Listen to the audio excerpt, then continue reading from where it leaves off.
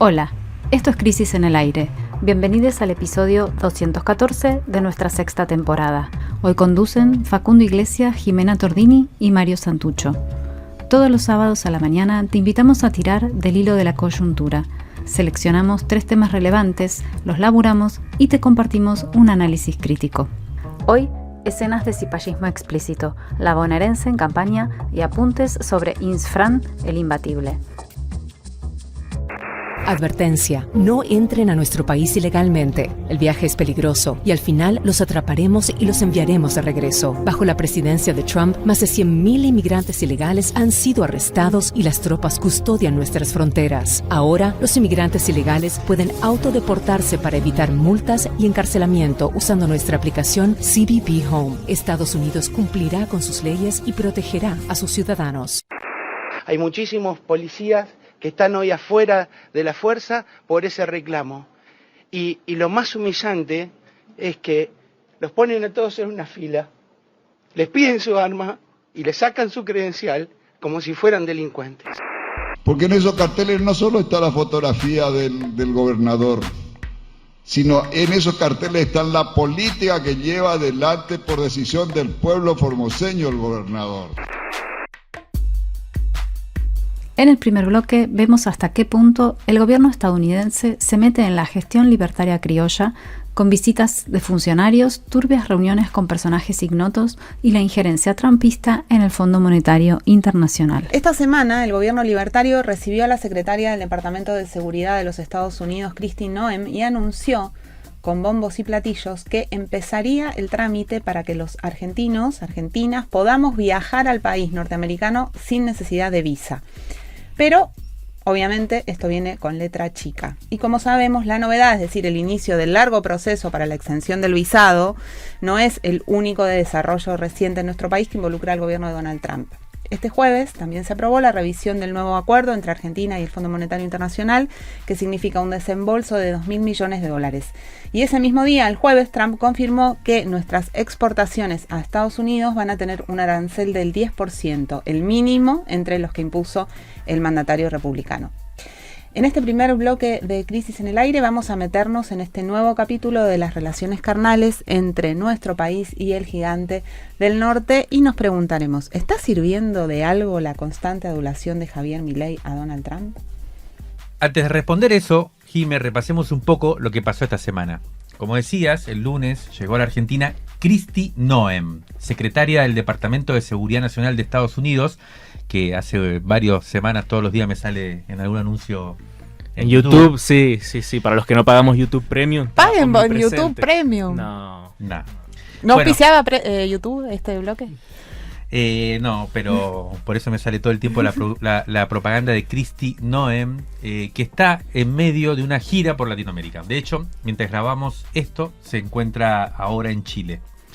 Bueno, acá comió asado, anduvo a caballo con la ministra de Seguridad Patricia Bullrich, visitó Campo de Mayo y se reunió con Patricia Bullrich, con Milei, con el canciller Gerardo Wertheim, y ahí anunció que Argentina se uniría al Visa Waiver Program, que permite a los viajeros ingresar al país del norte sin visado, una gran aspiración, ¿no?, de la clase media vernácula. Noem recalcó que un 25% más de argentinos viajaron a los Estados Unidos en los primeros 4 meses de este año, en comparación con el año pasado. Bueno, que alguien le diga a Noem que es el atraso cambiario y el dólar barato. Como el meme de quién le avisa, ¿no? Claro. El comunicado de la embajada aclaró que el proceso para ser designado nuevamente en el programa toma cierto tiempo. O sea, no va a ser mañana que vamos a poder viajar a Estados Unidos sin visa. Mirá vos, qué cagada. Lo cierto es que Argentina, bajo el gobierno de Menem, ya había sido parte de este programa. Entramos en 1996 y nos echaron en febrero de 2002. Mirá vos, ¿qué estaba pasando en febrero de 2002 en Argentina? Resulta que entre el 2000 y el 2001, con el agravamiento de la crisis económica, hubo, según un comunicado del Departamento de Justicia yanqui de ese momento, y citamos, un aumento pronunciado del número de ciudadanos argentinos que intentaban utilizar la exención de visa para entrar en Estados Unidos a vivir y trabajar ilegalmente. En fin, para Estados Unidos, las crisis económicas significan más migraciones irregulares, así que hay que ver cómo se desarrolla esto. Si nos acercamos a otra crisis, entonces habrá cambio de frente. Pero mientras la Argentina debe cumplir ciertos requisitos, porque la participación en el programa requiere que los países incrementen la cooperación con Estados Unidos en materia de lucha contra el terrorismo, aplicación de la ley y control de inmigración, entre otros ítems, según un estudio de la web Argentina Expat, tomando el caso de Chile como base, la entrada al programa significaría un incremento de 11.000 millones de dólares de ganancia para las empresas estadounidenses. Resulta que hoy en día viajan por año 955.000 argentinos a Estados Unidos, casi 1 millón, y con esto podrían viajar casi 2 millones, 1,9 millones de personas. En Chile, cuando incorporaron este programa, se duplicó la cantidad de gente que sería lo que prevén que pase en este caso también. Si finalmente se aprueba, la ventaja sería principalmente para el turismo estadounidense. O sea, para el turismo receptor de Estados Unidos. Sí. Pero la visita de Noem no fue solo para entrar en ese programa.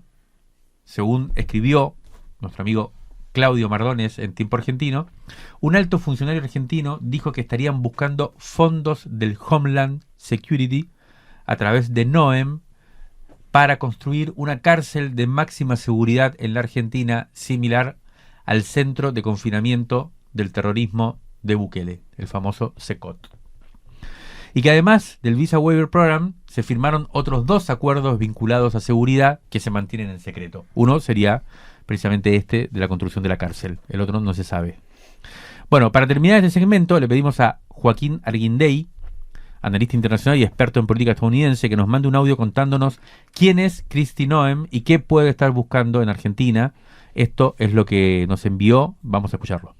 Kristi Noem es actualmente la secretaria de Seguridad Nacional de los Estados Unidos, un puesto creado posterior a los ataques del 11 de septiembre de 2001 y que aglutina diferentes instituciones de control fronterizo, marítimo, de defensa civil, antiterrorismo y seguridad interior.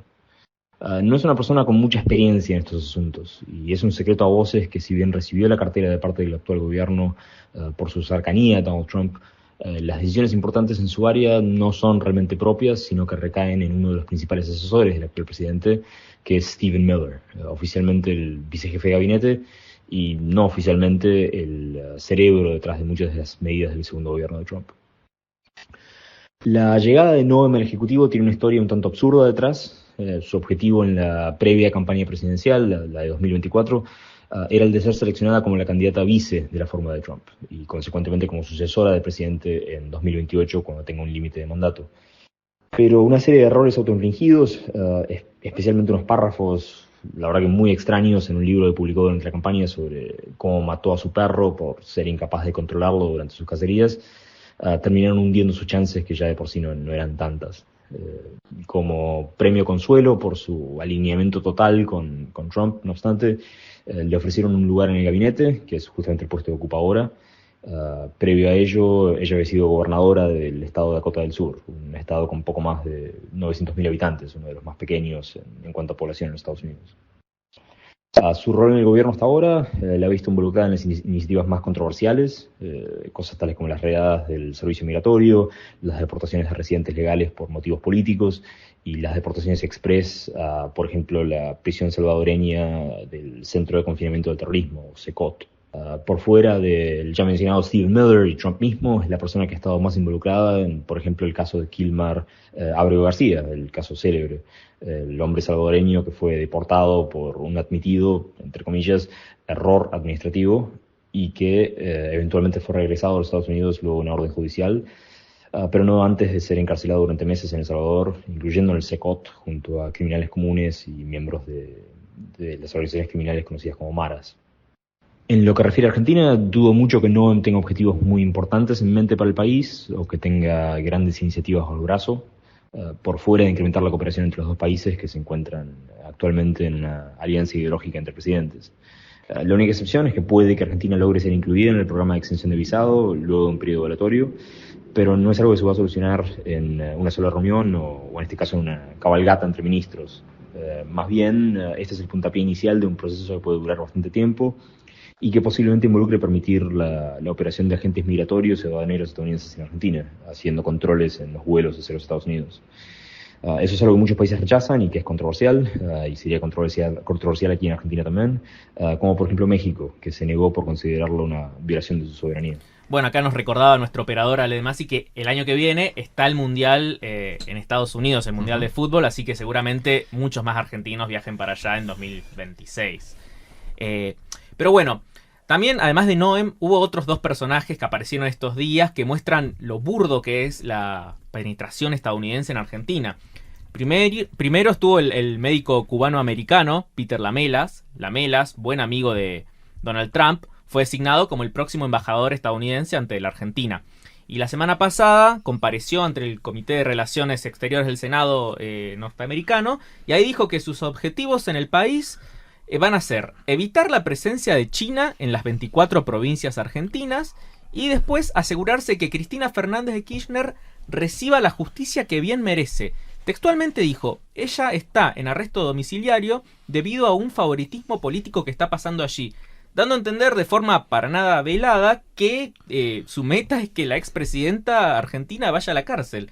Obviamente esto no generó ni un comunicado de repudio ni una denuncia de injerencia dentro del gobierno.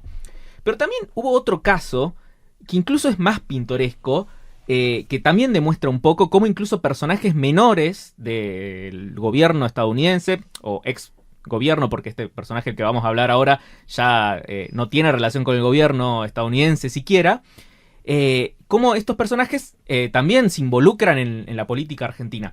Esta semana se dio a conocer un video en el que el ministro de Justicia argentino, Mariano Cuño Libarona, le ofrece claramente sus servicios como, podríamos decir, traficante de influencias al ex agente de la CIA y figura conservadora estadounidense Tim Ballard. La cámara oculta la difundió el programa Argenzuela de C5N y muestra algo impresionante. Es Cuño Libarona ofreciéndole a este tipo contactos en el Poder Judicial, el Congreso de la Nación y medios de comunicación argentinos para limpiar su imagen. Hablemos un poquito de Ballard a ver si se entiende lo que estuvo pasando. Ballard fundó una organización contra la trata de personas, él es un ex agente de inteligencia, y bueno, de esa misma organización que él fundó, lo expulsaron después de que los empleados lo acusaran de conducta sexual inapropiado al propio Ballard. En abril, Bullrich se habría referido a Ballard como un abusador en una entrevista y había dicho que Ballard vino a Argentina a intentar reunirse con Milei, pero que ella, Bullrich, se lo impidió. Bueno, las hazañas de Ballard, no sé si se acuerdan esto, fueron dramatizadas en la película de 2023, Sound of Freedom, que tuvo cierto revuelo acá y que los libertarios aman, que fue, bueno, criticada no solamente por exagerar el heroísmo de Ballard contra la trata, sino también por promover teorías conspirativas de ultraderecha, de QAnon directamente. Bueno, la cosa es que Cuño Libarona, en esta cámara oculta, le dice a Ballard que esa película lo inspiró para redactar un proyecto de ley, e incluso le dice, bueno, yo se lo voy a pasar a tu abogada que tenés, que es muy inteligente, para que lo vea. Eso no es todo siquiera, porque hubo un pedido de juicio político que hizo Esteban Paulón del Partido Socialista, y ahí revela que los tentáculos de Ballard, que es un personaje ultra menor, eso, como echado de su propia organización, que fue parte del gobierno estadounidense, pero ahora ya no. Bueno, Ballard tiene un acuerdo a través de una fundación que tuvo que crear después de que lo echaran de la que había creado en primer lugar, que se llama Aerial Recovery. Bueno, tiene un acuerdo con la Procuración bonaerense, que le permite accionar en investigaciones abiertas en ese territorio. Y Ballard también es cercano al politólogo Agustín Laje, al ideólogo argentino del antiwokismo. Y si vos ves en las redes de Ballard, vas a ver muchas fotos de él en operativos de la Policía Federal, ufanándose de estar ahí. Esto, según el pedido de juicio político a Cuño Libarona, da a entender que puede haber convenios con el gobierno que no se han hecho públicos. Bueno, el pedido de juicio político ya está hecho, y Bullrich, que era la que había dicho que Ballard era un abusador, ya dio una entrevista diciendo que todo bien con Cuño Libarona, que ya está todo aclarado y que se va a quedar en el gobierno. En un momento hubo cierto ruido de si Cuño Libarona se iba o no se iba al gobierno. Así que bueno, veremos qué sucede con este caso. Bueno, tremenda toda esta trama, pero hay otra que también se parece bastante a una película de terror que tiene que ver con otro resultado del alineamiento de Milei con Trump, que fue evidente esta semana, que es que el directorio del Fondo Monetario Internacional aprobó Durante la noche del jueves, la primera revisión del programa que el prestamista y Argentina firmaron en abril. Recordemos que el acuerdo es un fondo de facilidades extendidas que dura 2 años y que significaría un desembolso total de $20.000 millones. En aquel momento, el organismo acudió al rescate de la Argentina, que venía perdiendo reservas para sostener el tipo de cambio, que en ese momento se devaluaba solo 1% anual, el llamado crawling peg. 1% mensual. 1% mensual, sí, decía eso. Después de ese acuerdo, se cambió el régimen monetario de la Argentina por un esquema de bandas cambiarias, originalmente de entre 1.000 y 1.400 pesos, pero que se va ampliando. Si el dólar llega a menos de 1.000, se compran reservas, y si se supera los 1.400, se venden. La cosa es que el Banco Central durante todo este tiempo decidió no comprar reservas, a pesar de que estaba autorizado a hacerlo. A todo esto, Milei decía que el dólar iba a llegar a 900 pesos, cosa que, como sabemos, no estaría sucediendo. La cosa es que el jueves el fondo aprobó la primera revisión de ese nuevo acuerdo, a pesar de que el país incumplió la meta crucial de acumulación de reservas. En el comunicado, el fondo lo dijo bastante clarito, pero también felicitan al gobierno porque, comillas, sí se cumplieron otros criterios de ejecución y metas indicativas clave, sobre todo, comillas, la meta del déficit cero y, comillas, disciplina de gasto. La motosierra, digamos. Llamado metafóricamente motosierra. El fondo también hace otras críticas.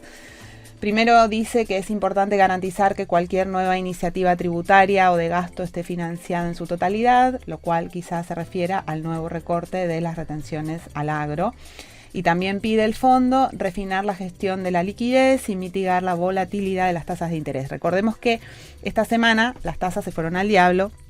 En la licitación del martes se pagó 65% anual por las LECAPs más cortas, y ni aún así se consiguieron renovar todos los vencimientos, y tampoco consiguieron detener la suba del dólar.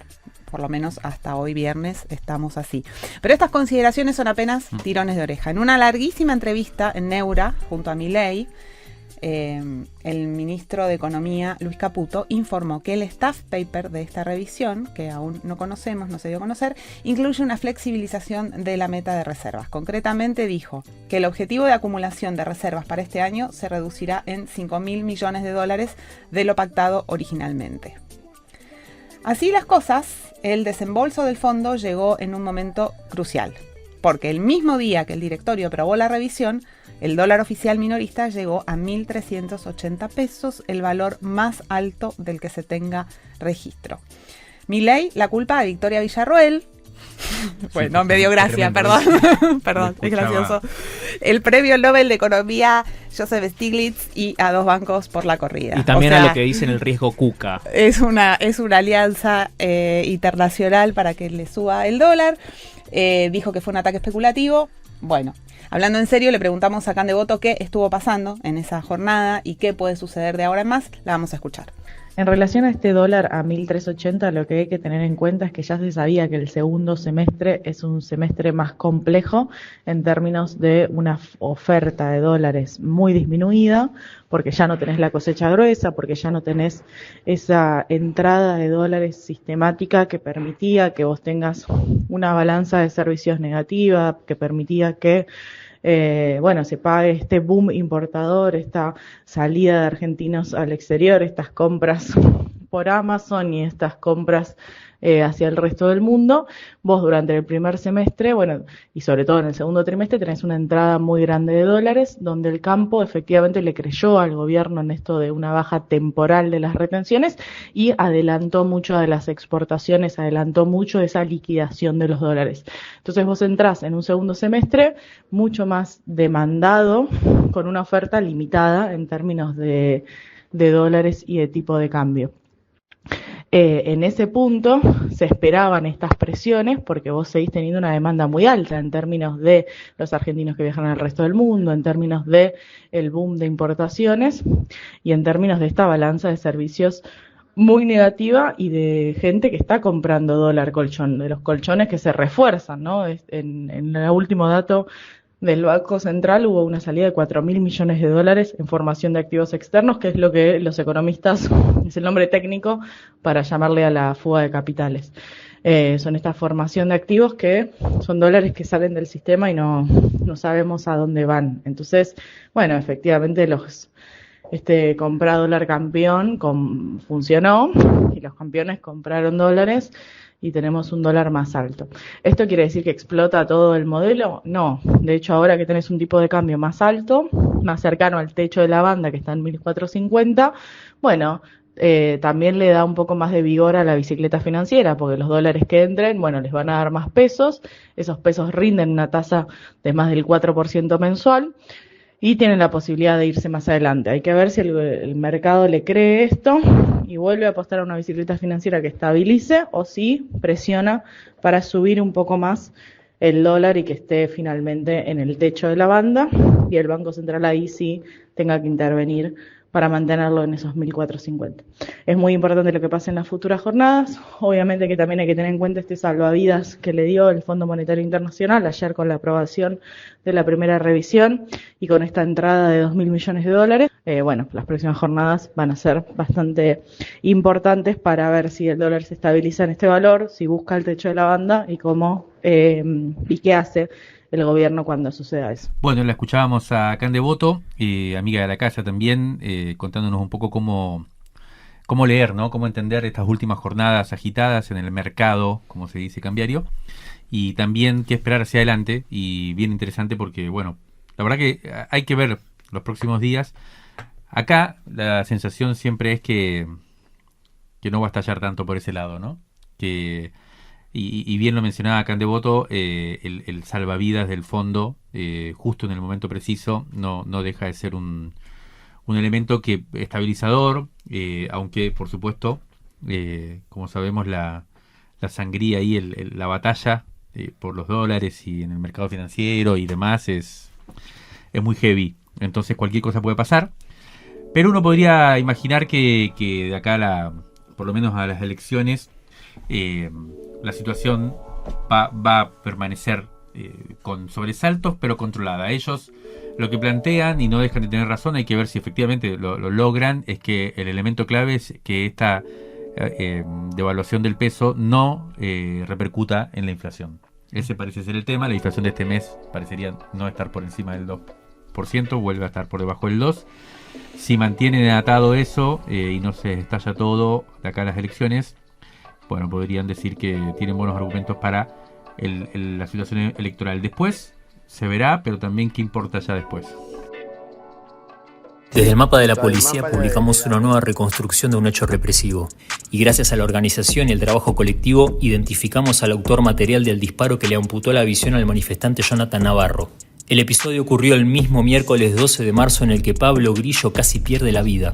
Gracias a la multiplicidad de registros que nos enviaron los fotorreporteros y la ciudadanía en general, identificamos a la gente que tiró a los ojos de la víctima a una distancia apenas mayor a 3 metros, contra la recomendación expresa de los manuales de uso.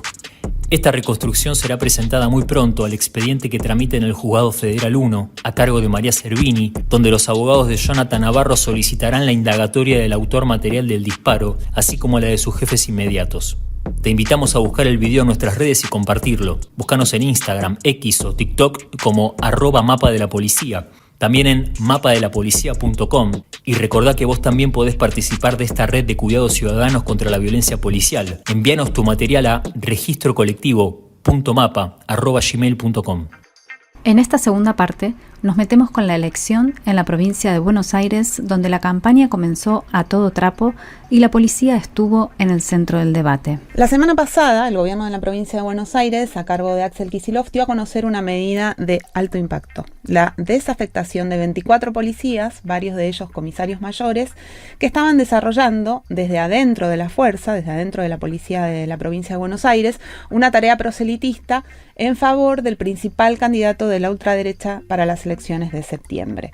Luego del accidentado cierre de listas del que hablamos en el episodio anterior de este podcast, la campaña en el principal distrito del país comenzó a todo trapo. Vamos a hablar de eso entrando de lleno en lo sucedido, porque la trama en sí misma es notable. Primer acto: la ultraderecha elige para encabezar su lista en la tercera sección electoral, o sea, como figura principal en esta elección, a un comisario inspector de la policía bonaerense que acaba de retirarse en abril de este año se había retirado, que se llama Maximiliano Bondarenko, actualmente concejal en Florencio Varela por el PRO.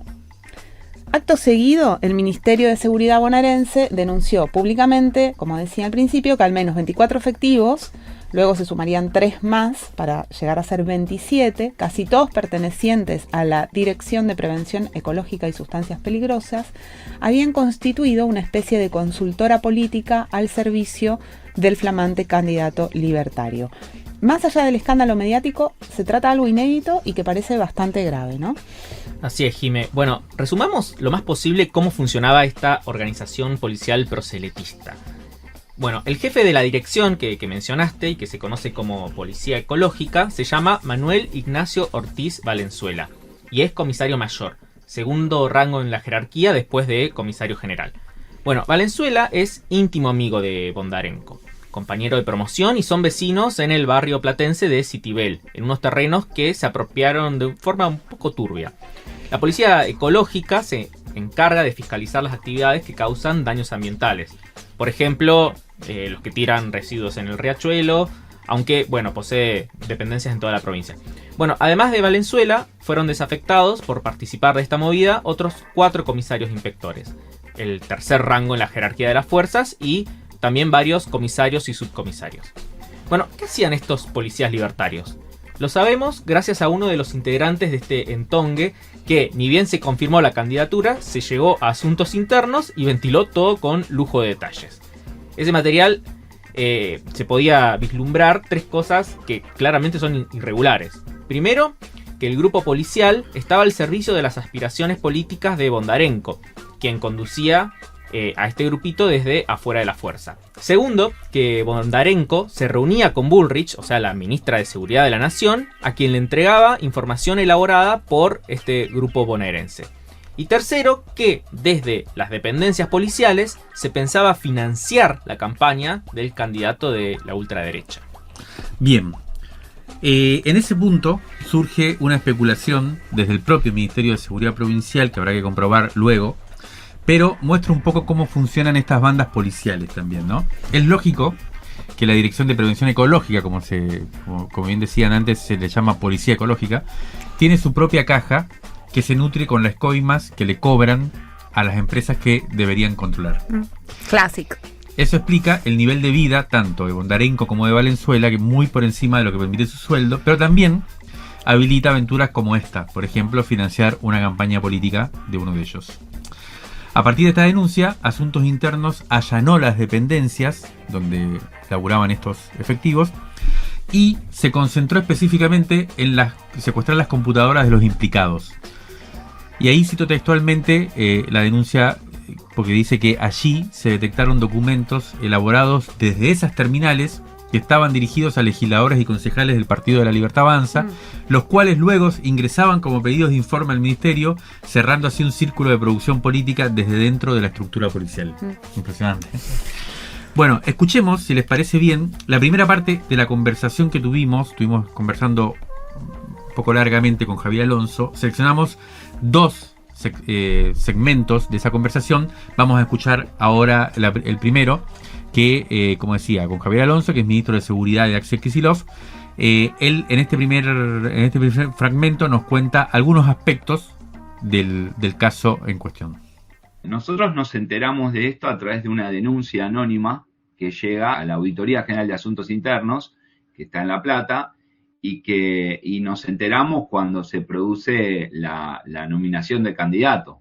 Evidentemente, esto está, por las características, es alguien que está dentro de ese grupo y que nos fue suministrando la información. Está muy detallada la información, hay capturas de pantalla, hay filmaciones, hay audios, hay memos de reuniones, hay mucha información muy detallada. Lo que hizo el auditor fue realizar auditorías preventivas en 2 dependencias importantes que estaban relacionadas con el caso, y cuando llegaron a esas dependencias, en las computadoras encontraron documentos digitales con el membrete de la Libertad Avanza, con notas dirigidas a intendentes del conurbano poniendo en cuestión la política de seguridad del ministerio, solicitando informes, así como diferentes documentos que brindaban información sobre la actividad del ministerio y la actividad de la policía.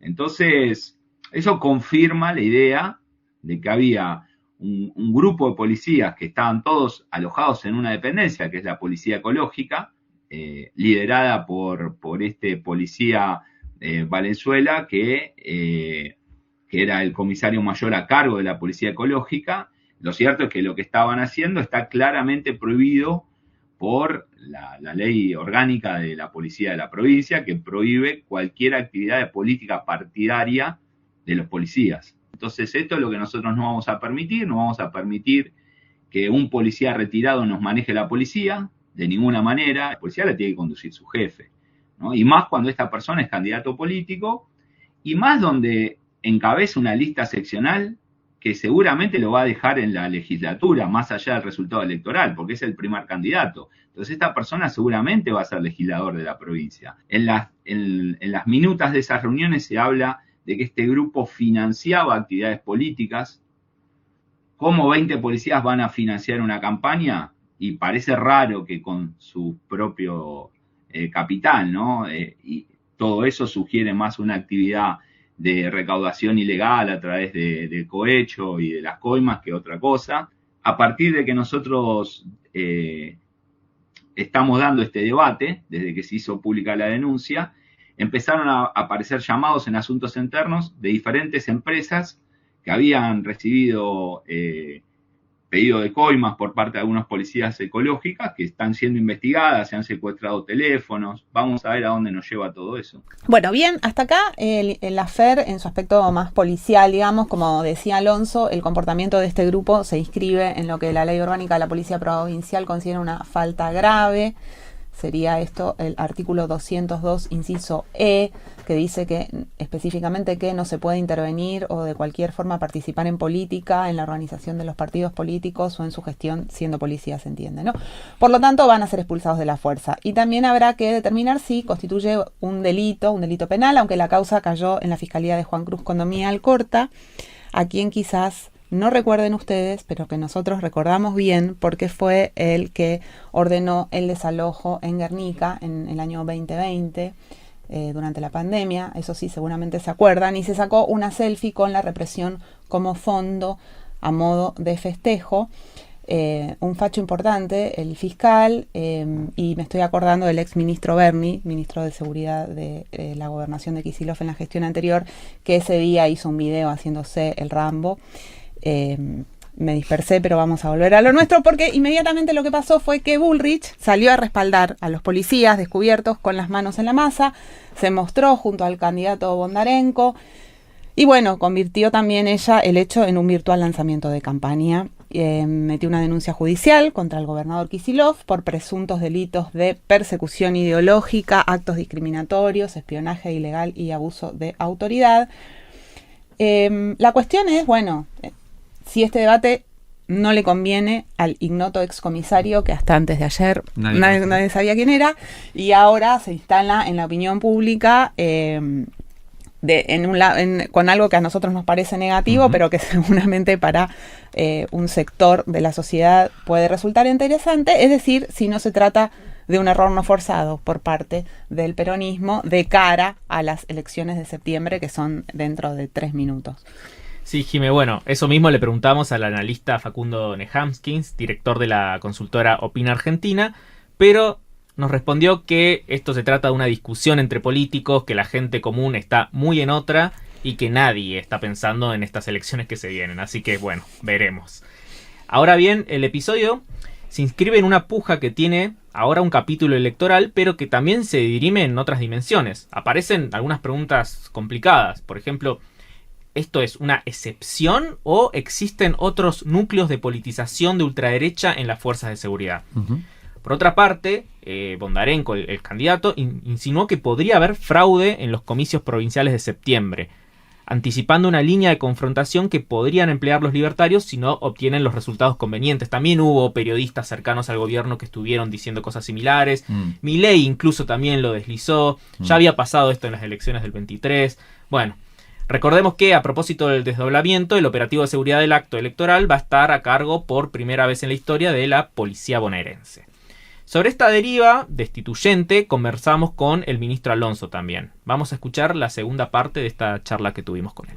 Ahora, nosotros no podemos desconocer lo que nos pasó en octubre del 20, con el alzamiento que se generó de la policía, y no podemos desconocer lo que pasó desde el año pasado para acá, desde que yo asumí. ¿Te acordás cuando fue el alzamiento de la policía de Misiones? Y tuvimos varios medios de comunicación de alcance nacional incitando y alentando a los policías a que se alcen contra el gobernador y contra mí, y contra la conducción institucional. Es más, hubo un campamento frente a Puente 12 que iban retirados. Nosotros pasamos a disponibilidad a unos policías que hicieron alguna protesta abandonando su lugar de patrullaje, y a toda esa movida los representa el mismo abogado que ahora está trabajando con una denuncia que hicieron en este caso. Entonces vos ves ahí que hay una trama, y esas son todas maniobras que buscan desestabilizar la conducción policial y la conducción política de la provincia. Respecto de las elecciones, yo creo que son capaces de cualquier cosa.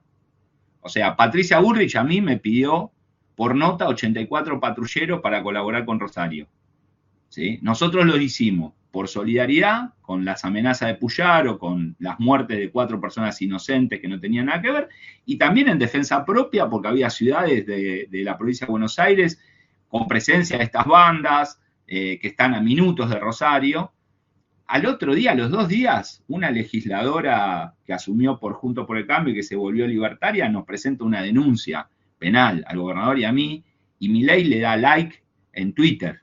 Respecto de las elecciones, cuando Milei decide desdoblar las elecciones, nosotros fuimos, el ministro de Gobierno, Carlos Bianco, fue a entrevistarse con el jefe de gabinete, Francos, le pidió la participación del Comando Electoral Federal, que son aproximadamente 15.000 miembros de las Fuerzas Armadas. Nos dijeron que no nos lo daban, y después dijeron que seguridad podía colaborar. Fui a hablar yo con la ministra Bullrich, me ofreció 5.500 efectivos de las fuerzas federales que van a venir y que van a participar de la elección, y después los que tienen que garantizar que no haya fraude son los fiscales. Es muy fácil lo que hay que hacer, no es algo complicado. Puede ser que quieran mentir, como lo hacen siempre, y bueno, van a mentir. Hace 2 años, en el cierre de la campaña anterior, se suspendió el cierre de la campaña política porque tuvimos 3 homicidios en una tarde, que fueron rarísimos, cosas que no pasan todos los días.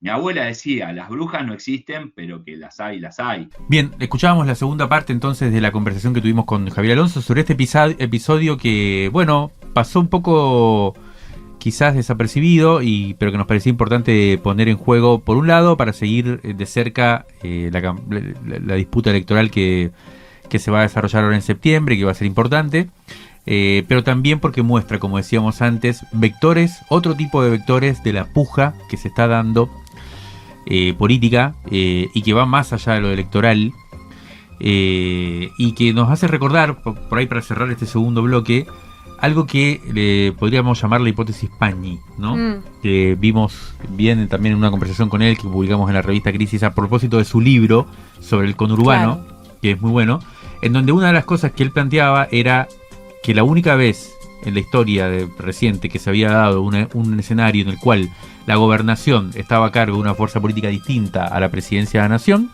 que fue en el año 1999, cuando en la provincia ganó el peronismo, en ese momento era Carlos Rucauf el gobernador, y en la nación había ganado la alianza con Fernando de la Rúa como presidente. El día siguiente de esa asunción comenzó una batalla por ver quién caía primero. Esto tiene que ver con la historia del país, pero también tiene que ver con la disputa entre los 2 principales puestos institucionales de la nación, que son por un lado la presidencia y por otro lado la gobernación bonaerense. La sensación es que estamos en una segunda parte de esa misma disputa, ¿no? Por segunda vez, la provincia la gobierna el peronismo y la nación una fuerza antiperonista, y esa gran guerra, digamos, podríamos decir, entre uno y otro, puede también decidirse entre quién cae primero, ¿no? Y quizás escenas como las que vimos esta semana en torno a la policía bonaerense trabajando para la ministra de Seguridad de la Nación tienen que ver o pueden ser leídas en torno a esta confrontación.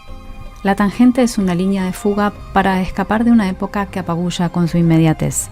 Esta semana viajamos a Formosa, desde donde el investigador Alejandro Linares explica por qué el modelo de Insfran parece imbatible. Las últimas elecciones en Formosa tuvieron una novedad y una constante. La novedad fue la elección de representantes para la Convención Constituyente que deberá modificar la Constitución provincial. La constante fue el triunfo contundente del Partido Justicialista local, que se mantiene al frente del gobierno provincial desde el retorno de la democracia. La victoria del justicialismo en Formosa estuvo empujada por su principal figura, el gobernador Gildo Infran, quien se puso al frente de la campaña desde el mismo momento en que convocó a la reforma de la Carta Orgánica provincial. Este resultado electoral puede verse como una anomalía en un contexto nacional en el que el peronismo tiene serias dificultades para lograr respaldos importantes. También fue una anomalía la participación en las elecciones. Pese al mal tiempo, 71% del electorado de la provincia asistió a las urnas el pasado 29 de junio. Los resultados no dejan lugar a dudas. El oficialismo provincial se impuso con 67% de los votos. Con estos números, el justicialismo consiguió superar los 2/3 de la constituyente que deberá revisar el capítulo electoral de la Constitución declarado inconstitucional por la Corte Suprema. La Constitución actual permite la reelección indefinida desde su última modificación en 2003. Frente a esta nueva victoria abultada de Infran, hay quienes reaccionan con puñetazos al aire y reclaman la intervención a la provincia, como lo hizo el senador libertario Francisco Paoltroni, elegido para la constituyente.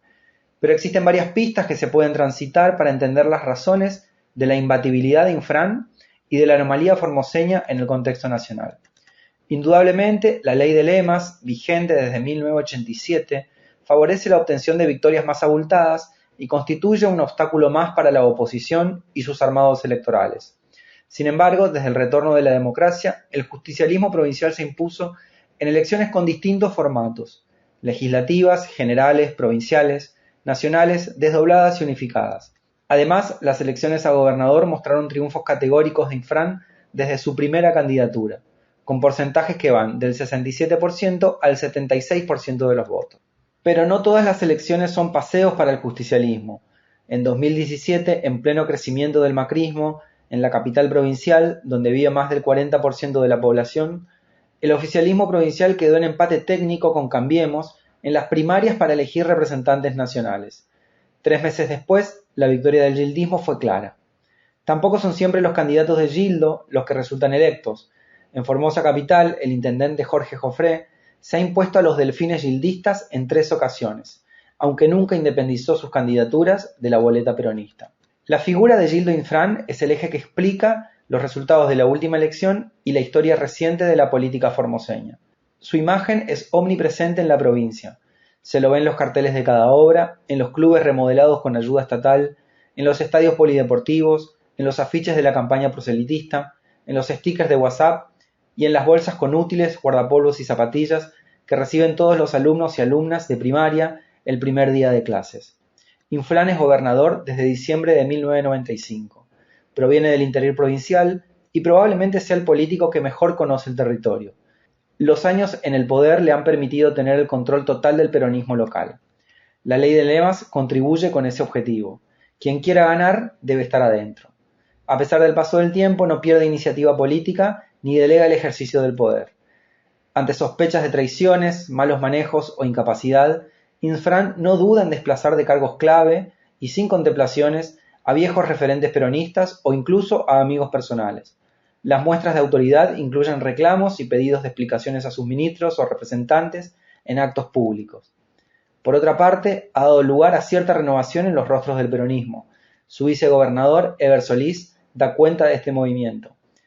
Esto también se observa con claridad en los candidatos para la Convención Constituyente que llevó el peronismo en las boletas.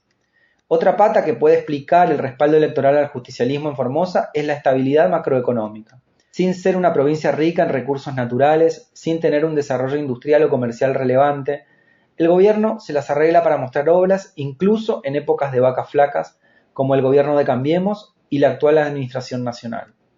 Según Ernesto Giuliano, del Instituto de Investigaciones sobre Lenguaje, Sociedad y Territorio de la Universidad Nacional de Formosa, la economía formoseña está sostenida en la ganadería, la tercerización vía servicios y comercio y un desarrollo inmobiliario emergente en la capital.